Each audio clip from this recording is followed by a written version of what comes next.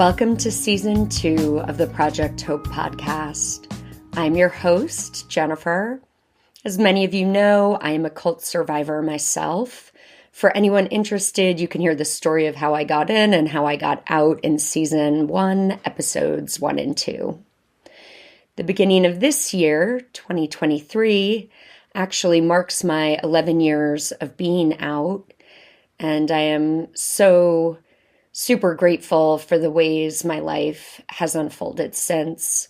I now work with survivors of coercive control, and I'm going to take a moment here to define this term, as one of my heart's desires is to help society at large better understand coercive control in cases that are not just culty, but across the globe I view coercive control as a social issue.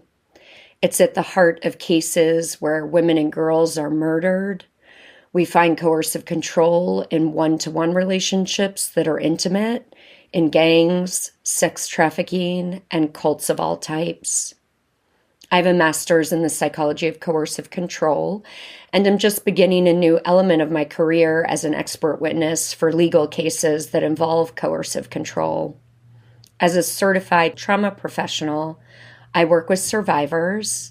I'm especially excited to be offering a group survivor program for cult and religious abuse recovery. So this is not a support group, but rather a healing program. It's based on my certification in the incredible work of Dr. Jilly Jenkinson, who gathered decades of research on survivors to create a body of work that I would consider to be the most comprehensive and flexible approach I've come across in this field. We will meet every other week for 6 months, and registration will open in February of 2023 for those interested. Lastly, I am also a research associate at Salford University and explore topics related to coercive control. So let's jump back into a basic understanding of coercive control before I introduce the next episode. Coercive control is a strategic pattern of behavior designed to exploit, control, create dependency, and dominate. The victim's everyday existence is micromanaged, and their space for action, as well as potential as a human being, is limited and controlled by the abuser. Initially, the victim may be drawn into the relationship with love bombing and charm. Then gaslighting, isolation, economic control, and financial abuse can take place alongside rules and regulations that are gradually introduced over time and change at the whim of the abuser. The victim knows there are consequences if rules are broken, and they apply to the victim rather than the perpetrator, creating a double standard. Over time, coercively controlling behavior erodes the victim's sense of self, their confidence, self-esteem, agency, and autonomy. The abuser creates an unreal world of contradiction, confusion, and fear. It may be helpful to know that 51% of victims do not even know that they are being abused, manipulated, and controlled. Coercive control correlates significantly to serious harm, and in many cases, in intimate partner violence, it precedes homicide. These can be difficult topics to grapple with. So I truly hope that this podcast helps to protect you and those you love with helpful voices and information. If you appreciate the podcast, please let us know by subscribing and comment with kindness. And always think critically, trust your intuition, and be free.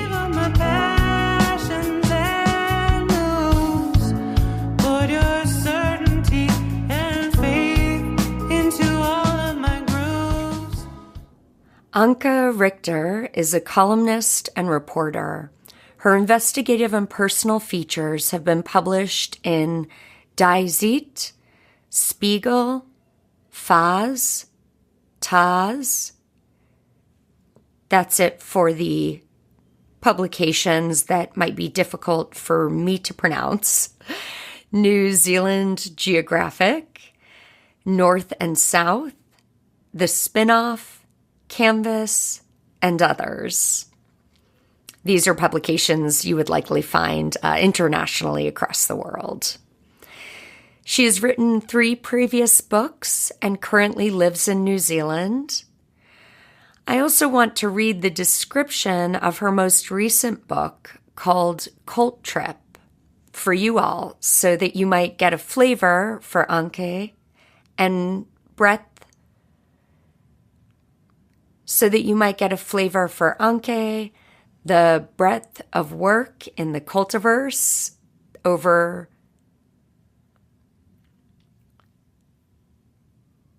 so that you might get a flavor for Anke and the breadth of her work in the cultiverse over the past decade, and a little insight into the book itself. So the header states, a leading journalist's personal, intense, and riveting investigation into the worlds of cults. At a New Age festival in Byron Bay, Australia, German journalist Anke Richter is finding her spiritual awakening when she meets a woman, a survivor of the Centrepoint cult, who will change the course of her life and career. Over the next 10 years, Anke pursued a labyrinthine investigation into how and why cults attract, entrap, and destroy otherwise ordinary people, asking what the line is between tribe and cult, participant and perpetrator, seduction and sexual abuse. From the emotional and criminal carnage of Centrepoint in Auckland, New Zealand, to an anti-cult conference in Manchester, the infamous Osho's ashram in India, the tantric Agama yoga school in remote Thailand, and culminating in a visit to Gloria Vale on the west coast of New Zealand's South Island, Anke uncovers a disturbing pattern of violence and suffering. International bestseller Cult Trip is a powerful exploration of what really goes on inside the groups we call cults and how to reckon with the aftermath. You will hear me speak to the book throughout our interview, but to say a few words here, it's really a wonderful deep dive into the world of a few cults, very fascinating in and of themselves, but Anke weaves threads of connectedness between and through them. This also dovetails with her own life, and so we get to journey through these stories with both survivor voices at the center, as well as Anke's experience and engagement with these groups and individuals. It is a wild ride and so beautifully written, with educational insights along the way. I'm so grateful for Anke's body of work, raising awareness for cult survivors, and also her advocacy to protect the public and educate about these abusive groups. Please be sure to check out the show notes for all of the references mentioned during our interview. We also have a special discount link to Cult Trip for this audience, so please be sure to purchase the book at a massively discounted price. And now, please join us for part 1 of our 3-part interview with Anke Richter. So thank you, Anke Richter, for joining us on the Project Hope podcast today. It's such a pleasure to have you here. Oh, Jennifer, it's fantastic to be here. Finally, we've made it happen. Yes, all the way from New Zealand to the U.S. So, Anke, this book was just amazing on many levels, Cult Trip. Our audience will hear a little bit more about it in the introduction. But it's really a treat to have you here because it's quite rare, actually, that I get to interview somebody who's a journalist. And what a role you have played, and what an exploration you have done, and what an impact on certain lives also from your reporting, which I think I can speak for our entire audience that we are so grateful for voices like yours that are bringing,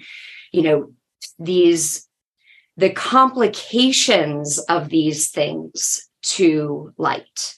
And I think that's what I really loved about Cult Trip, is that we get to intimately explore kind of these three different culty environments with you. And so it truly is these stories and exploration through the voices of the survivors. And yet you're also on your own journey. And so we really get some of your personal insights, your considerations. And I think that's where I really related as a cult survivor, but also just being in this field as, I guess, a survivor helper, just so relating to what that experience is when you are in this kind of content and you're really caring about the people who you're reporting on. I mean, it's really such a responsibility. So we'll certainly go into some more around that later on, but just to kind of set the audience up a little bit with that general format. And then I think if we could just begin, Anke, by, if you don't mind sharing a little bit kind of about your history and what led you to this wild trip of life and journalism. Oh, wow. Okay. Yeah, it's been a wild life. That's true. I mean, I'm in my 50s. I live in New Zealand, but I'm originally from Germany.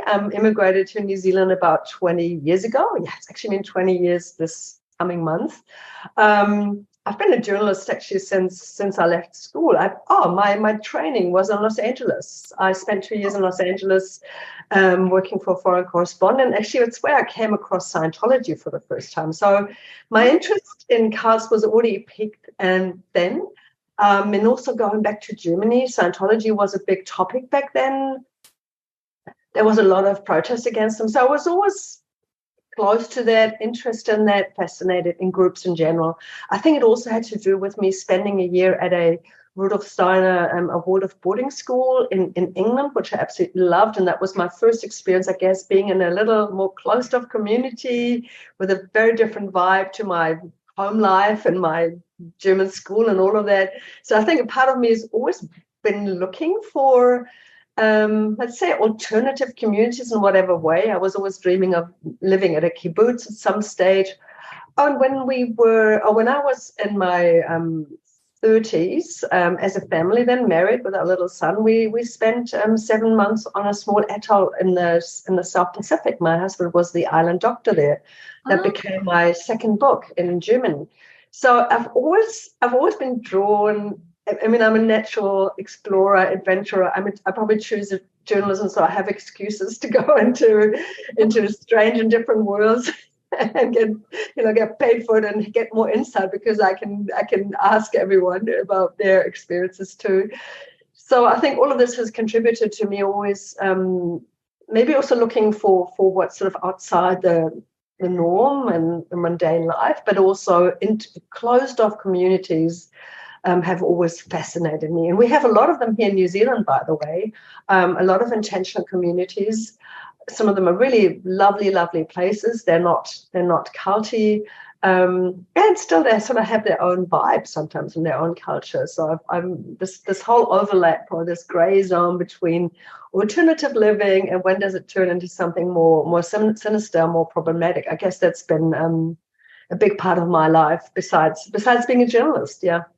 Fascinating. And yes. And I feel you kind of grappling with that or considering that as we journey through the content of the book together, that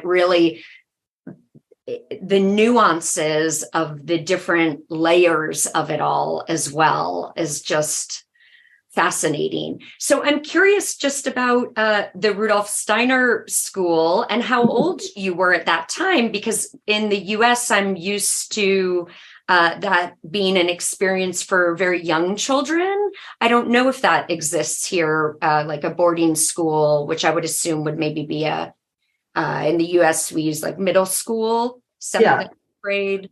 I'm pretty sure you'll find Steiner schools in the US as well that go all the way through high school, because they are everywhere around the world. And so that was also a school with a high school. So I was 16.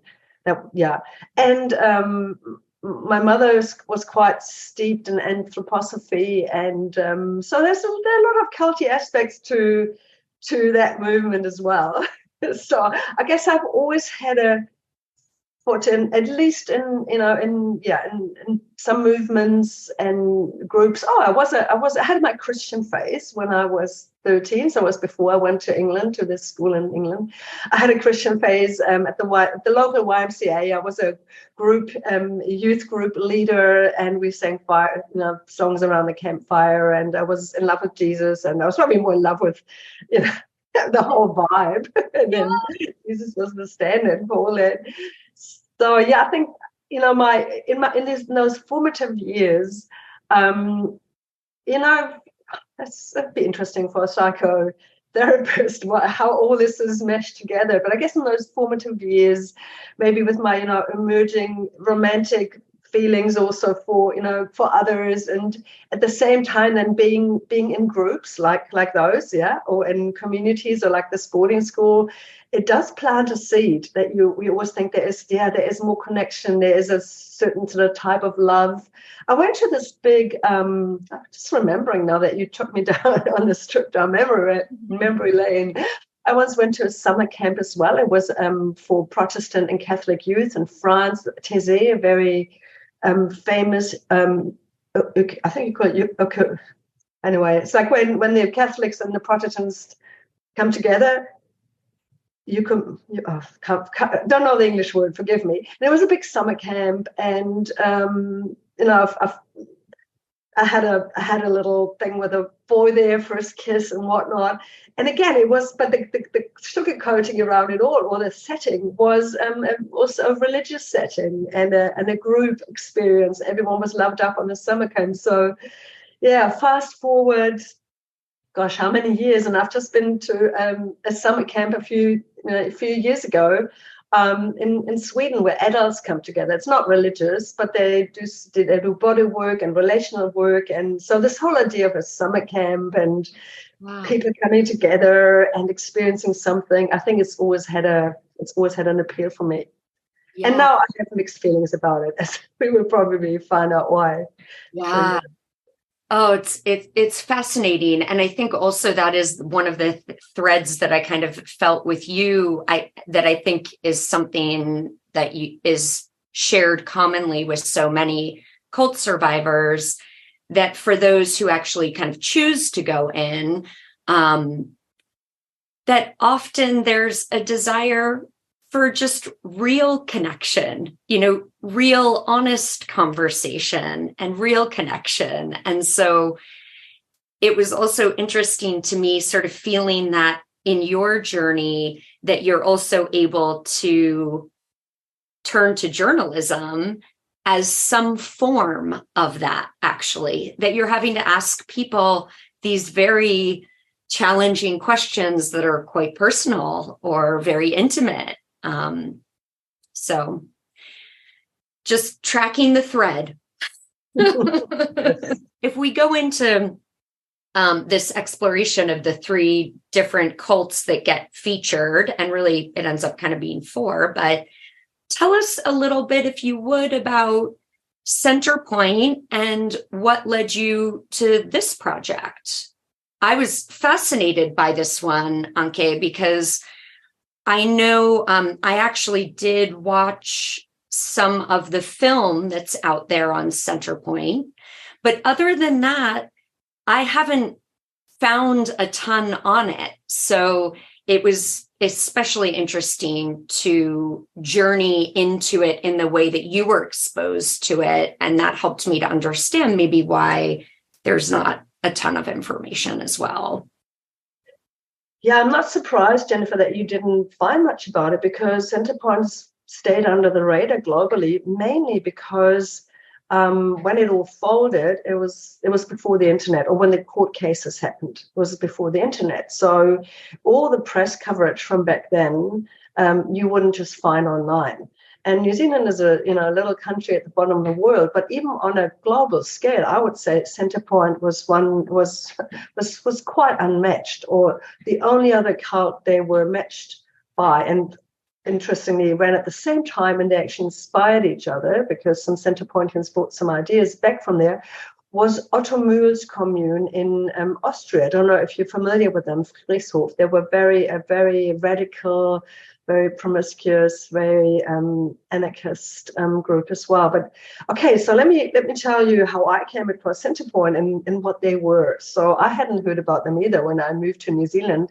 When I first set foot here, actually, this is when the commune was just being, when they had just been through the courts and their trust was changed and Centrepoint was finally officially over. But they had a 20-year history, longer.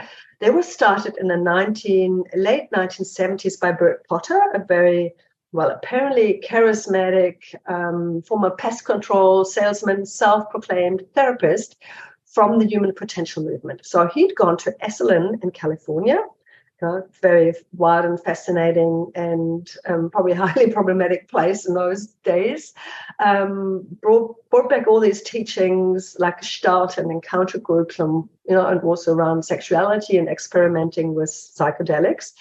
And he also went to Osho's ashram in Pune. I mean, back then Osho was called himself, he was Rajneesh or Bhagwan.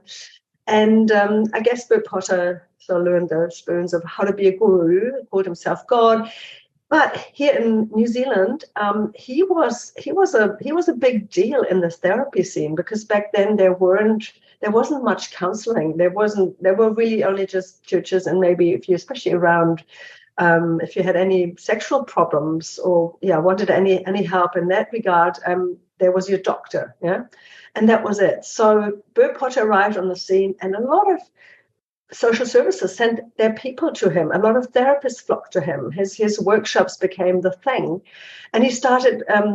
They finally started a community, bought a big piece of land, and they were mainly white middle class people, doctors and lawyers and nurses and school teachers. They started this community, so they weren't obvious sort of radical hippies of any sorts. They were really into therapy and also into opening up relationships. So they had this dogma, this free love dogma, which in my books is not even true polyamory, because it was really enforced. And so most of the couples and families that moved there, the parents split up, the kids were left to themselves, which is not unusual. It happens in most other cultic groups as well, where the children actually neglected because their parents either have to work so hard for the bigger cause, or in the case of Centrepoint, they were constantly busy with their own self-development and in workshops or in new relationships or going off for a quickie in the bushes. So Centrepoint had this very open sexual environment. Fast forward 20 years later, it was raided. 15 years later, it was raided by the police with allegations for sexual child abuse and manufacturing drugs. And in fact, Centrepoint, they had big sessions where they took MDMA together with teenagers, and every third child at Centrepoint has been sexually abused. That came out later in a study as well that university did here. So that's probably what Centrepoint is now most renowned for. I mean, infamous for is the sexual child abuse, and it's seen as this pedophile commune, which is probably not quite accurate, because I would say most people who lived there weren't pedophiles as such, or didn't go there because they wanted a space to abuse children, but it came about with the philosophy of opening up sexually and free children, and also having a charismatic leader who was a predator, and others there, men and women, who had this warped philosophy of and it's great for teenagers to be sexually open. Well, I can tell you a lot more about it all. It was a massive stain on New Zealand's social history, one that hasn't really been resolved, and I only came across it in 2012 because I went to a Neo Tantra festival in Australia, and that was part of my personal curiosity, which we can talk about more why that was. And also I was going to write a piece, more like maybe a humorous and a fluff piece about it for a magazine here in New Zealand. And there I met a woman called Anke Richter, who'd been a teenager at Centrepoint, and she said that she was the concubine of the commune concubine, and that she lived in a sex cult when she was young. And I was quite fascinated by that. And then I learned that Bert Potter had just died, and Angie was ready to talk about him. So we set off to do a book together. I thought, well, this is a massive story for, New Zealand is a small country, not so many big things happening over the years. This is a massive sex and drugs and cult scandal. Why has no one written a book about it? And I got a publisher, and I set off to do this task, and then lost myself in it. So 2 years down that track, I'd entered this labyrinth of conflicting stories of unresolved trauma, because 20 years had passed since all this happened. So people had dispersed, there had been court cases, people had gone to jail, but there hadn't been any kind of collective reconciliation or collective reckoning, or what we in Germany call Vergangenheitsbewältigung, in regards to the Third Reich, which means coming to terms with your past. None of that had happened, and people who'd lived at Centrepoint were just ashamed to be associated with it. The children as well. Some of them who were not sexual abuse victims were more traumatized or felt more damaged by the stigma that they felt when they came out, and how people thought about them and judged their former home and their families. So it was a massive, unresolved mess. And I stepped into that, maybe naively, but not too naive, because I thought, well, I've written 3 books before, interviewed this woman, fascinating story, try and get these court files, and boom, it's a book. And it wasn't as straightforward as that. And do you want to hear a bit more about that?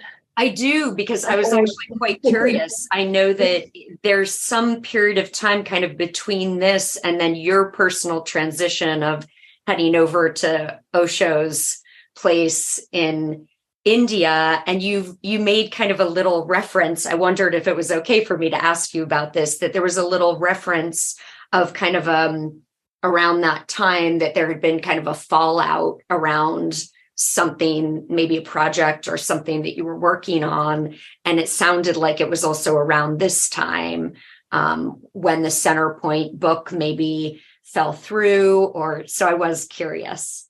Yeah, there is a bit of a timeline. So the Centrepoint book in the end fell through, right? I pulled the plug, or actually my publisher got a cold feet because there were legal threats. The person that signed me up in the publishing house had left. I was completely on my own. I had no guidance, I had no one to talk to. I finally found a mentor and a pro bono lawyer who helped me with, just sort of sifting through some of the worst conflicting material and how to handle that. But I was utterly alone and quite affected, 2 years into it all, quite affected by the stories I'd heard. I had vicarious trauma. I was later diagnosed with that, actually, with PTSD from doing this research. Yeah. So. Oh, and to be alone in it, I can't even imagine, honestly. And at that time, I know that there was some information. I know also I picked up that you went to an ICSA conference. But really, at that time, the resources also, when you're in that content, you really do need some support, or to just even have support of understanding some of the dynamics, because it's so complex, right? Absolutely. And ICSA and support and therapy and all these things only came much later. So I fell into it just as a journalist, with my journalistic mind, like, oh, this is a story. I'm writing a book. Sure, I just find all these people, I interview them, put it all together. I had a great publisher. What I didn't understand, because I hadn't come close to cult survivors until then, I didn't understand the cultiverse, so to speak, and the emotional fallout of it all and the toll it takes. I didn't foresee that I would be dealing with so many unresolved issues and people so deeply damaged.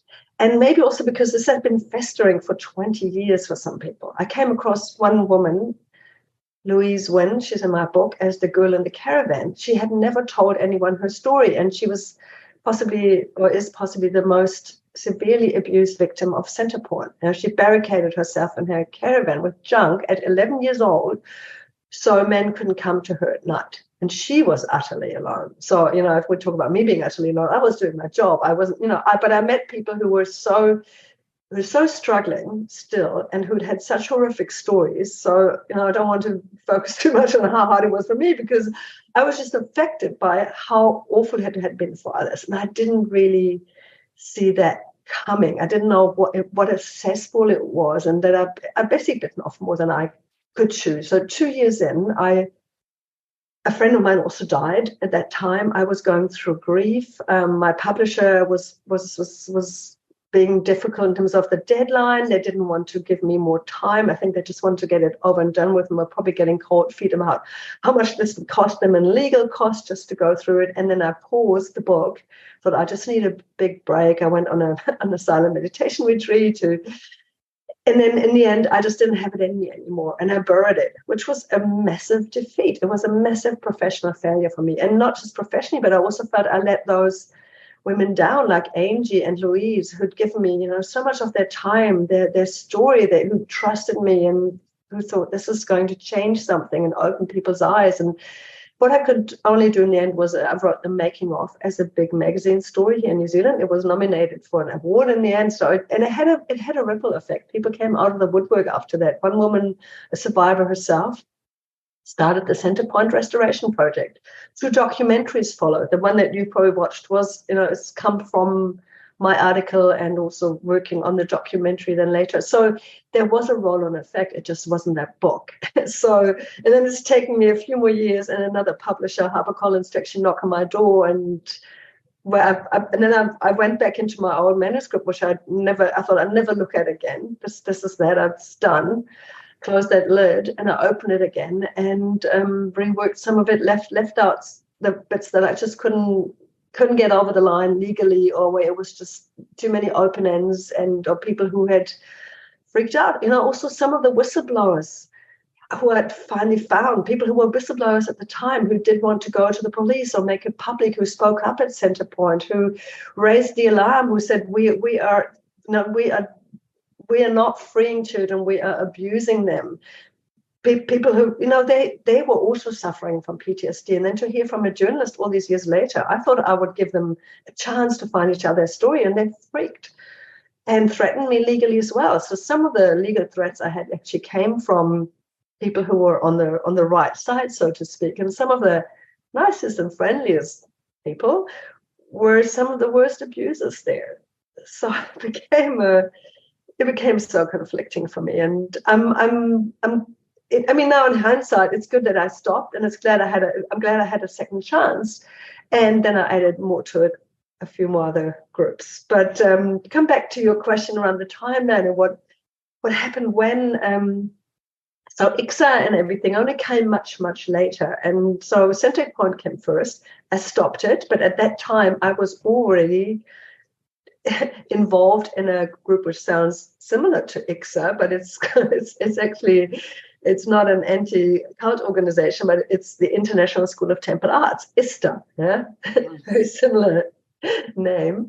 And I was doing courses with them. And I think they are near Tantra, shamanic group and the movement, and they hold lots of trainings. And I see them very critical now, but at the time, it was amazing for me to go there and do trainings with them. And I think that also played a part in me wanting to understand Centrepoint, because the people who'd founded Centrepoint, apart from the fact that they were all into this guru Bert Potter, but their motivation to do work on themselves to do this human potential type therapy.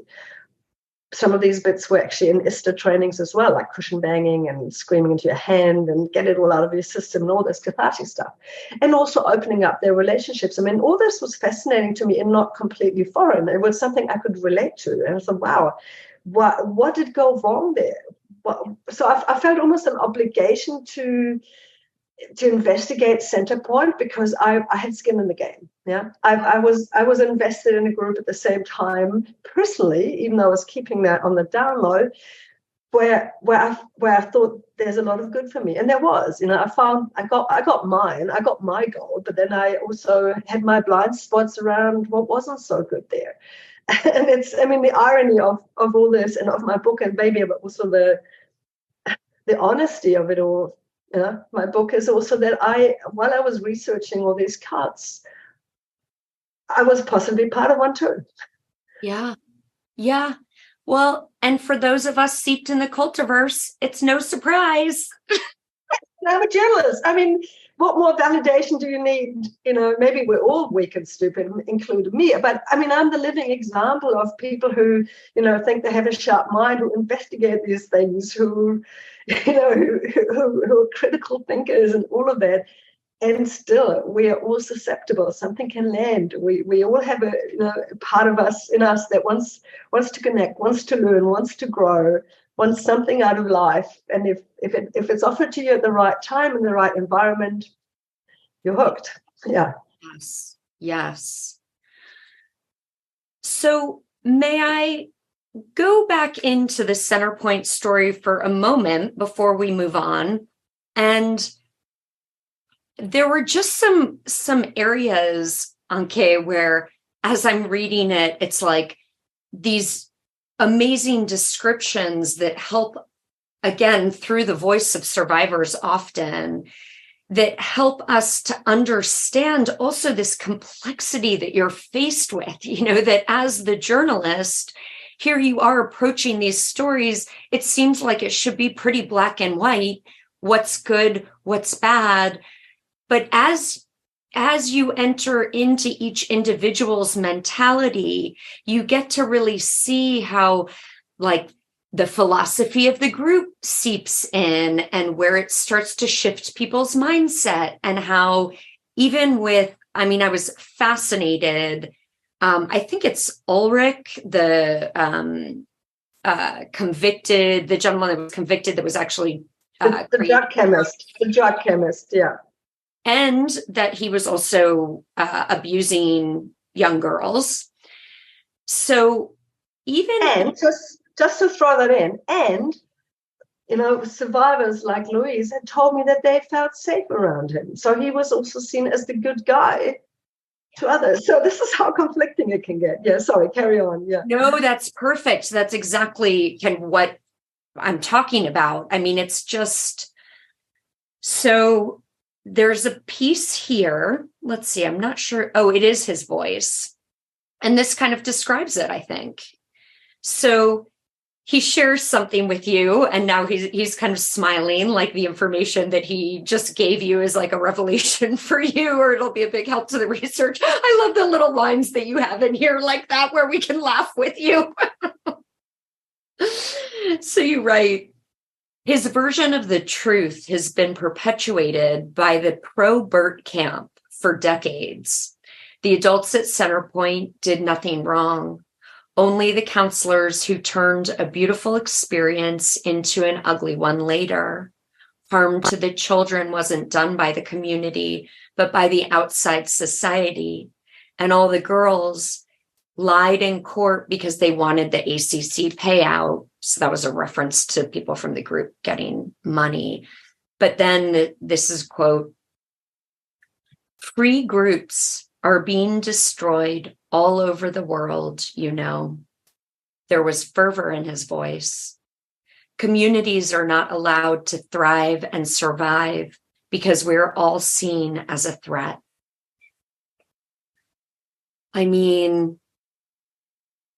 It's just so much denial, right? you can, you get to hear and understand. And again, isn't it fascinating? It must be really fascinating from your perspective to be able to actually go and interview some of these individuals, the freedom with which they speak to you, because they also don't see anything that they're saying in their philosophy as odd, off, harmful, etc. I mean, the fact that you also got an interview with the Gloriavale leader was fascinating to me. Kind of a similar scene, where there's not, the men are not processing that what's coming out of their mouths is actually abuse and an abuse mentality. Plus, I mean, you're right. Take it away. It's quite unusual, I think it's also something that really makes my book unique. I got to speak to perpetrators, some of them convicted sexual abusers, like the son of Bert Potter, John Potter, who was Louise's, one of Louise's abusers, the girl in the caravan. But to go back to what comes out of their mouth, I think the fact that they've all come out of these, or still are, like in Gloriavale, in these patriarchies and these extreme patriarchal systems, and being older white men, I think it's contributed to the fact that if they have a woman, younger woman standing in front of them, asking them something, they think they just don't understand what role I play. They think they need to mansplain to me.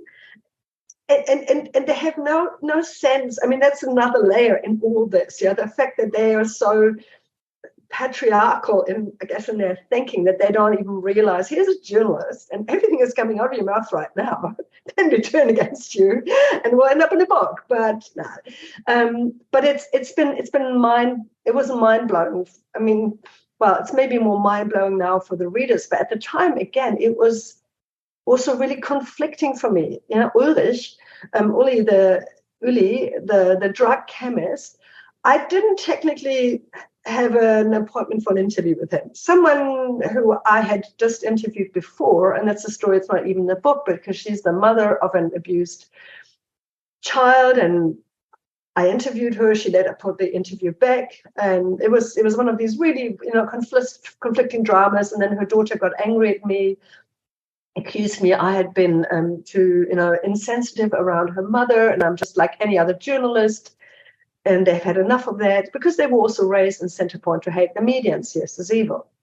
Yeah. So I'd all just come from this woman, walking on eggshells a bit, but she had introduced, she said, look, let's just go up the road and meet Uli. He's there, and you can come and say hi. So it wasn't technically an interview, and I just rocked up there at this big estate, and he was this fascinating guy with these suspenders with a Swiss flag on it, tried to hug me straight away, which I find it a little bit uncomfortable, but he was a super friendly guy, showed me around, gave me some lunch in his kitchen, and I thought, oh God, I'm really befriending the enemy here. I mean, this is, and then he always said, no, I don't want to, we're not doing an interview, but at the same time, it was really clear that he wanted to get his message out, and that he wanted me to see things his way. And like what you just quoted there, his thing was the kids were all right. Nothing was wrong, nothing bad happened to the kids. Whatever problems they have now later in life is because they either came into Centrepoint already in a damaged way, or their parents didn't raise them in a good way, or they already had problems beforehand, or the social workers and the police implemented that in their minds later that they had been abused. And I mean, the irony of this, not only because that he went to jail for sexual child abuse, but his children didn't all turn out that well. One of his sons was later investigated by the police at Centrepoint as a young adult because he was watching child pornography on his computer. So. And so the cognitive dissonance, the level of denial, it was so apparent. It's almost like this guy lives in a parallel university in his little sort of castle-like estate in a beautiful place in New Zealand. He had a big payout from when the Centrepoint Trust was turned over and closed. So he was one of the old survivors. Say that again. He was one of the old believers who were paid out at the time with almost 50,000 New Zealand dollars. And this is a way to get them off the land. But then now there's a lot of bad blood with people who who were damaged at Centrepoint. They didn't get any money. They're left with nothing. They had put all their money into the community, and there was still so much animosity, so many factions. I didn't expect that. The different factions, the infighting, also within families, where some of there's some families, one family where one victim who had been very prominent really dominated everything, and no one was allowed to say how they felt at Centrepoint, or their abuse didn't really matter because she was the worst. She considered herself as, this is, it's her holy grail and no one can go near it. Then there are other families where the abused children, now adults, can't really speak about this because the parents are in denial, or they're telling them that it wasn't really like that, and didn't they also have a really great childhood, and didn't they live in this wonderful community? I mean, the complexity also of the families that went there. Some parents who, let their 12, 13-year-old daughters be deflowered. I mean, it's probably not the right word. I hate that word. Basically, they allowed the 60-year-old guru to have sex for the first time with these young girls because the parents thought this is a good thing. This is a good initiation, a rite of passage. Yeah. How do you fix that later on in life within your family? That this is, that your parents were not just bystanders, but even enablers of your abuse.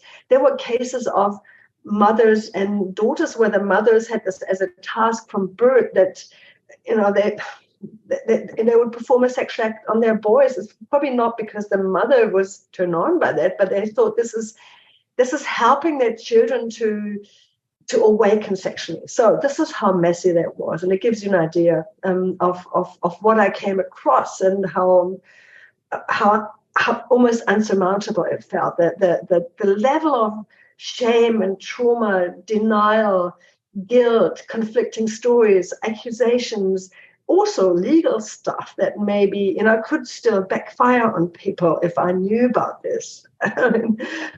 Wow. And some of that is in the book. Yeah. It's still a lot what's in there, but it's actually the tip of the iceberg. Yeah. I believe it, because in meeting others who have kind of studied a particular group and have interviewed a ton of survivors, I know there's only a fraction that gets into the book, and it's tremendous, really. And I'm also just appreciating, again, the so interesting that you're landing in the midst of all of this many years later, which in some ways I'm imagining could even be more complicated if there hasn't been any reparations or education or just care around the whole experience. And I think you're right, Anke. I mean, I find that anytime also where there's sexual abuse happening, it's just adding such massive layers of complexity, because there are all those questions about the family unit and who was paying attention or not. And it gets really, really complicated. So much hurt. Centrepoint was like a big incest family, really. And so you have all these roles of the ones who hide away, the ones that speak up and then get shunned and shamed by the other siblings as traitors. You have the enablers, the bystanders, and the apologists. All these roles, they are there. I learned a lot in those years, and I think, like you just said it very correctly, I just stepped into this aftermath, this unresolved big aftermath. And it's not like there was any victim organization or a group or anything online or in real life where people could find each other. There were these little factions, and also some, a pro-Centrepoint faction that still exists around John Potter, the son of the guru, convicted sex offender himself. So these people are also out there, and then their children who might be aware of the sexual abuse, might not doubt that that's happened, even if it hasn't happened to them, or have friends who it has happened to. But then they also love their parents, or they've seen their parents go to jail. Yeah, it's a lot. It's a lot to process, and I have a lot of admiration also for those who finally come forward and are willing to to share their stories, and they've done that, and I hope it has helped. And I'm also really impressed with the Centrepoint Restoration Project. So that's a project started by a doctor here in Christchurch after that story came out. And they wrote an open letter to the adults of Centrepoint about 2 years ago, where they wanted to start a process of, reconciliation, or let's talk about, let's address what this is. Please get involved in the conversation, because us children, we need this. Yeah, we want this. We need to lift the lid. We need to heal the wounds. We can only do this by looking at it. And it's been, as far as I know, it hasn't been easy to get the adults, the first generation, to sign this letter and to be, step forward and to raise their hand and says, yes, I want to acknowledge something here. I want to show some accountability. I want to be part of that process. But that's only happening 20 years later. And the commune in Austria that I mentioned before, they had tackled that a little bit earlier, maybe also being in Europe and maybe New Zealand, different culture, people, a bit more insular, people trying to get on more, maybe it's not so outspoken, not so much into conflict resolution as the Germans or the Austrians. But in Austria, the second generation of the Otto Moore commune, around this despotic artist who was the similar type of guy as Bert Potter was, with a similar type of community and damage. The second generation actually asked for an apology from the first generation, and there were documentaries and there were books. So they were already 10, 15 years ahead of doing the work around the carnage of that group. And in Centrepoint, it's taken that long. And I think, I would assume that my work has played a role in that as well. So it wasn't all a failure in the end, even though I felt like that when I gave everything up, and it was sad and awful for me and difficult. But looking back now, I think, no, I was a piece of that bigger puzzle, and it's coming together now. We're in this amazing golden age of cult reckoning, and it's also really sad to see that it has taken that long, especially if I think of someone like Louise, the girl in the caravan. Do you know, when I met her, she had never talked to anyone about this. And I came along and everything poured out of her. And it was a lot to take in. I spare you the details here on the podcast. You've read them and they're in the book, okay? And she told me she'd never seen a therapist. In fact, she once, after she'd been in court, and for her court case, she'd only written everything down. After that, she felt so awful. She just walked into a women's help center, support center in Auckland, just walked in there. And then she told me the receptionist threw up into the waste bucket because of what Louise said while she was there. I mean, maybe take that with a grain of salt, but I trust, I can imagine that could have happened, knowing her story. And then that was the end of it. She's never wanted to go and see a therapist again. Now, the thing also is, if you come out of a therapy commune or community like Centrepoint, where therapy was shoved down your throat as a teenager against your will, and you were pushed into workshops where you had to process everything and scream everything out, and otherwise you'd be hauled back the next week. The kids from Centrepoint hated the jargon, just the word therapy, and everyone there was a self-acclaimed therapist. So Louise, she was afraid if she would go and seek therapy or would go for counseling around Auckland, that she would bump into one of them. She would bump into one of those therapists who were, in fact, her abusers at Centrepoint or enablers. So, that's also really complex. And then this from other cultic groups as well, and come to Glory Valley later. When you're also steeped in the, raised in a religion or a philosophy or a cultic belief that, therapists are bad or from the devil or evil, or if you need therapy, it's weakness, it's your failure. It means that you don't have enough faith. So there's already a massive cultural barrier to even seek out therapy. So the people who need it the most, that's what I learned up to Centrepoint, the people who would have needed it the most didn't get it. And even if they did get it, often people weren't really qualified to help them because they didn't understand the extent. And so a lot of Centrepoint victims in the end got sexual abuse counseling, at least. But yeah, my God, I could go on and on about this, Jennifer, but it was just such a complex thing. And I am just a journalist, right? I had no training in how to deal with sexual abuse survivors. I don't get any supervision. I hadn't covered anything like this before. So, and here I was sitting for hours and hours with someone telling them a most intimate, horrific life story from their childhood. I mean, things that you cannot even imagine that had happened to them. And I read their poems and their letters, and they call me, and everything erupts again. And then I became a bit of a mediator as well. Or you could say I was on a crusade, because I took Louise to see another mother from Centrepoint, a woman who had done a complete turnaround and gone from bird follower to later activist against his cult, and tried to shut Centrepoint down. An amazing woman. She just passed away, sadly. She helped so many people. And I thought, well, Louise should meet her, and maybe they can talk, and maybe this woman can, be like a bit of give an apology or fill the gap that's been so obvious all these years. And I try to be a bit of a go-between there as well, between some factions and people, and which, as a journalist is not what you would normally do or what you should do. And even though I would say probably it makes my book a more fascinating read, but personally for my mental health back then, and what, it was a slippery slope. It was a slippery slope. I turned from just observer and reporter to someone who was on a mission, because I just couldn't get that these adults and the people who had helped me with a book and some of my, sources who seemed very considerate and reasonable and good people, that some of them I thought they must have known this as well.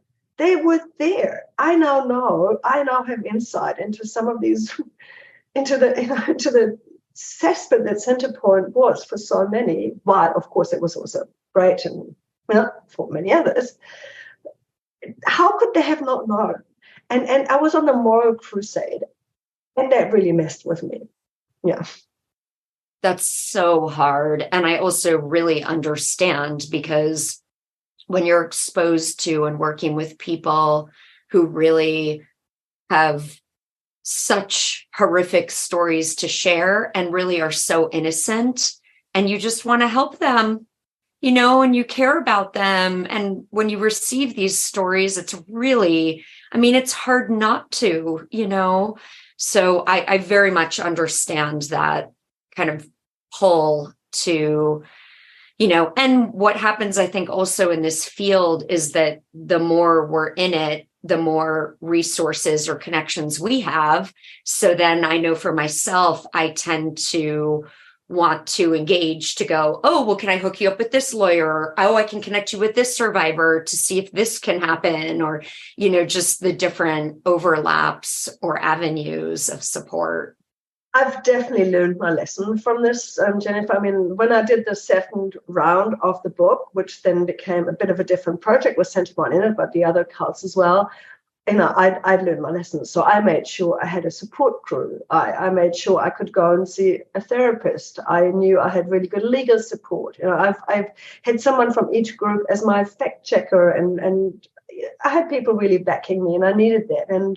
And just by then also knew much better how to take care of my own mental health and go for cold swims in the ocean every day and lots of walks and all these things, and listen to the right podcasts and whatnot. So I've learned the hard way what works better when you go into a project like this. But also back then, don't forget 2012. That was a few years before Me Too. The Me Too movement even kicked off.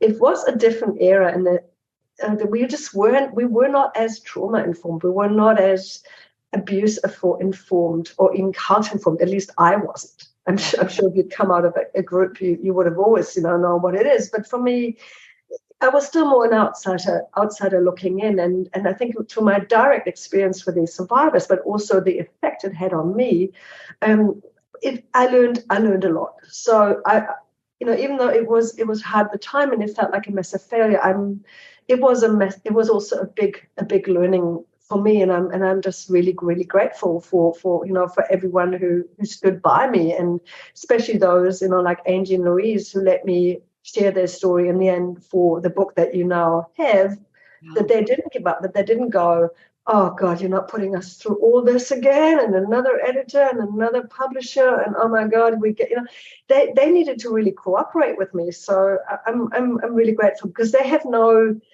agenda as such, right? This is the history. It's done. And the good news also is Louise has actually started therapy now, finally, and every now and then we're in touch, and I'm really happy to hear this, while I just don't know if what, I just don't know if that level of trauma can ever really leave you or be processed. I hope for that. I really hope for that for her. But it's been too little too late. And this is the other thing I just want to throw in before maybe we wrap up Centrepoint. Another thing which we know from across the world and other groups as well, that the authorities in New Zealand, the police, they acted too late. And in fact, actually, one person was complicit. And there was a whistleblower early on who alarmed the police and said there's sexual abuse of children happening at Centrepoint. You need to go and investigate this. And what they did was they sent a sergeant or so around who had a cup of tea with Bert Potter and sat down with him. And Bert Potter had before then, told everyone to not say anything. So he was. They were basically complicit in this. Later turned out that this policeman actually had a history of sexual abuse, and stuff, right? And the documentary that's out there, Heaven and Hell, really looks into this, and how tragic that so many people, so many children's lives could have been different had that gone differently and more professionally, and not in this completely outrageously, I can't even really find the words for it. But these kind of things, they happen again and again, and where you think, well, where was the police? Where were the social workers? Where were the people around them? Did they not know? The school teachers, society, the journalists, And this is also why I'm so passionate about this now. I think we need more awareness, we need better journalism, and not just when something bad happens, not just the sensationalist headlines, and not just, ooh, these weird people in a sex cult, no wonder something happens there, but actually normalizing why people are there in the first place, and helping to understand who they are, and that there's a sliding scale from victim to perpetrator, and people can be both. And I've met people who were both. And it gets really complex again when we look into Gloriaville at the other end of the spectrum, and in some ways again so similar. And I wrote a piece a few years ago for a New Zealand platform, The Spin-Off, where I said, have we learned nothing from Centrepoint with Gloriaville? Because a lot of the same things are repeating themselves, and you have to ask yourself, okay, so New Zealand had this massive cult scandal in the 1990s when the raids happened, when the court cases happened. But then it's almost like it's happening all over again, but with a Christian veneer in Gloriaville. So, it was time to put it all together in a book and shine a light on it for sure. And I think this is where also when especially underage sexual abuse is happening, where things get so complicated, because it really is where, we have to help the children, right? They cannot help themselves. This is why we have laws around these issues, right? But within these communities, the whole mentality is so different, even to the extent, as you bring up in the book, of the reporting or the complaint of it, right? It just remains contained within that unit. So whatever the belief system is that leadership is carrying is what's going to transpire. And the results are going to end up being, that the little girls are shamed because they're no longer pure for their husband to no fault of their own. It's just it truly is crazy making. And this is where I agree with you that it really is where if we could have a megaphone or scream at the top of our lungs, it's around these, when there are kids involved, because. Absolutely. Yeah. It's one thing talking about adults who were abused in cults, and who went in there as adults, who chose this, even though they didn't choose the abuse and they didn't choose, like the cultic side of the group. But it's another conversation if you were raised there, or if your parents brought you there and you had no other choice. And and at Centrepoint, a lot of children were brought there, and this was suddenly their new home, and there was no way out, and became like a prison. This is what Louisa's called it. It was a prison, and there was no escape from her. And she literally escaped into the bush at night, slept in little rabbit hutches to escape from those men. And I was on that land for my reporting. I went there. I hugged the tree that I know Louise had hugged. I was involved in a ceremony there where people tried to clean the land. So for me, it was so close sometimes, thinking, well, this is where all this has happened, where kids had amazing adventures and lived in groups and loved the food and the freedom they had. And at the same time, this was also happening. And that these two things go together. But then one side is not to understand how big the damage is. Also, if it's been your home, if this has been your identity, your religion, your world, it's like being a refugee from another country, coming to a completely new continent with a different language almost, where you don't understand the rules. And so apart from the trauma that's happened, or the sexual abuse that has happened, it's also the finding yourself again afterwards. And I've heard this over and over again from everyone I've interviewed, that the struggles of them reintegrating into our normal society been huge. And Angie always looking for love, looking for sex, looking for the cuddles, becoming a sex addict, a prostitute, ended up in she was an alcoholic and almost killed herself, and amazingly turned her life around in the end. But always looking for something that she had at Centrepoint, while at the same time she was drug raped by Bert Potter. Oh, well, I could go on and on, but yeah. Well, also, this might feel like a bit of a jump, but as we go into kind of this next phase, perhaps because we're on the child conversation, I did actually have a question for you. I was curious because, when Wild Wild Country came out, I knew enough about that history to just know that it seemed like a miss to me that the children's stories were not told in that documentary. And I've wondered why. And I actually interviewed a little while ago Lily Dunn. I don't know if you're familiar with her. Yeah. So she's amazing. And we discussed, I was asking her a little bit about this and why this hasn't kind of come out. And she was saying that, so she has a history of being in that group as a child, but she didn't have the same maybe amount of time or exposure that, some of the ones who were truly kind of raised in that group had. And she was saying that for her, it was difficult to get the story out really because she wasn't kind of part of that inner group.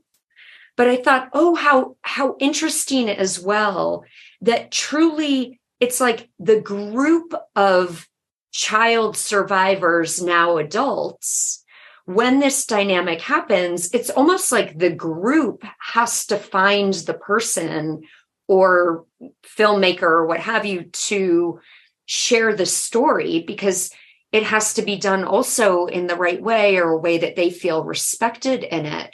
So, but it is actually quite shocking to me that these stories have not really come out. Is that also your understanding right now, or did you have any thoughts around that?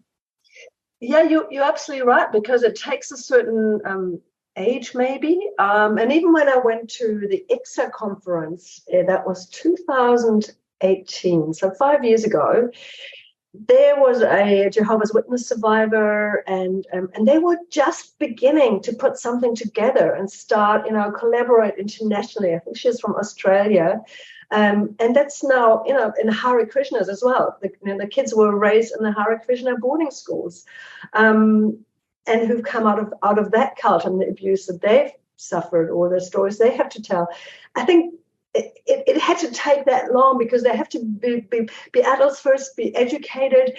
The internet's help, survivor groups, cult resources. So suddenly they're ready and they can join the conversation. But oh my God, I mean, in terms of Osho and the sannyasins and the whole Orange movement, I've always, I mean, at least for the last 20 years, I would say, I've been aware of some of these stories. So as long as the internet's around, I was already in some groups in Australia where a lot of people from the ranch in Oregon had then resettled there, and there were some people talking about this, not so much in we want to make this public and we want to, not so much in an activist role, but more sharing how conflicting it was or how they were also sticking together as kids from that scene because the others, on the outside didn't really understand. And there was a death and, so I already had this on my radar, the kids from the commune, so to speak. So it was very fitting that I then spoke to kids from the commune here in New Zealand with Centrepoint because they were in a similar boat, but definitely more extreme at Centrepoint, but similar themes in these Osho communities as well. As we're only just hearing from it. Look, when I went to India in 2017 and visited Osho's former ashram there. Now a meditation resort, quite upmarket, quite slick, very zen. Went in I there. have to just quickly interject, Anke. Yeah. This also was an area where I was loving my experience of your humor is that we get these one little liners that get dropped in. So particular around the whole Osho complex experience with your husband, I was just dying. Some of the little comments that you would make about it. Oh, how I got sick from Sufi dancing, right? Yes. Not food poisoning, but Sufi dancing. Yeah, I mean, some light humor I think helps after the heaviness of these Centrepoint chapters. So yeah, I did put that in there, even though it was not an investigation. I really just went there out of curiosity, and this was in those years. After the Centrepoint book had folded, but I was still on my own journey, so to speak, into some groups that fascinated me. And because a lot of them were, had to do with Neo Tantra or a lot of things were taught there, Osho suddenly came up again. We so hope that you enjoyed this episode, and please stay tuned for part of Leaving the Cult, the season 2 song written by Jaya Suri, and for all things related to Jaya, her music, ways that you can support her, check out the show notes.